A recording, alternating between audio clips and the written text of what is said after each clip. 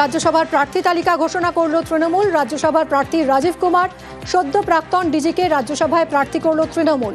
তৃণমূলের প্রার্থী তালিকায় চমক, কোয়েল মল্লিক, টলি অভিনেত্রী কোয়েল তৃণমূলের রাজ্যসভার প্রার্থী। সুপ্রিম কোর্টের আইনজীবী মেনকা গুরুস্বামী তৃণমূল প্রার্থী, বিধায়ক বাবুল সুপ্রিয়কেও রাজ্যসভার প্রার্থী করল তৃণমূল কংগ্রেস। কথা বলবো আবির, আমার সহকর্মীর সঙ্গে।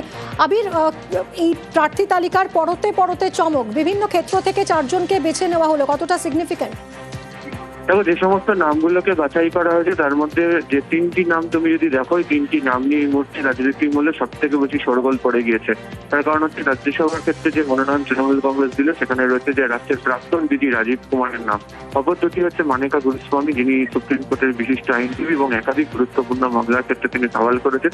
সাম্প্রতিক সময় ইডিবোলা মাই প্যাকের যে মামলা, সেই মামলাতে তাকে সওয়াল করতে দেখতে পাওয়া যাচ্ছে।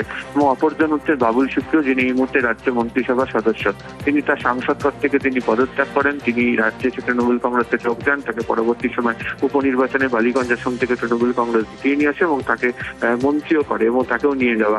তো এর আগেও তিনি যেহেতু কেন্দ্রীয় মন্ত্রিসভাতে কাজ করেছেন, দিল্লির রাজনীতি সম্পর্কে অবহিত, তাকে করা হয়েছে। এবং অপর দুটি নামের ক্ষেত্রে জাতীয় রাজনীতিতে তৃণমূল কংগ্রেস কি বার্তা রাখতে চায়, তাদের যে প্রশাসনিক কাজ বা বিভিন্ন ক্ষেত্রে তারা যে কাজগুলি রেখেছেন, সেই বার্তাকে তারা তুলে ধরতে চান। এবং সেই দিক থেকে দেখতে গেলে রাজীব কুমার এবং মানেকা গুরুস্বামীকে মনোনয়ন দেওয়া, রাজ্যসভাতে নিয়ে যাওয়াটা অত্যন্ত গুরুত্বপূর্ণ সিদ্ধান্ত বলে মনে করছে রাজনৈতিক মহল। ধন্যবাদ।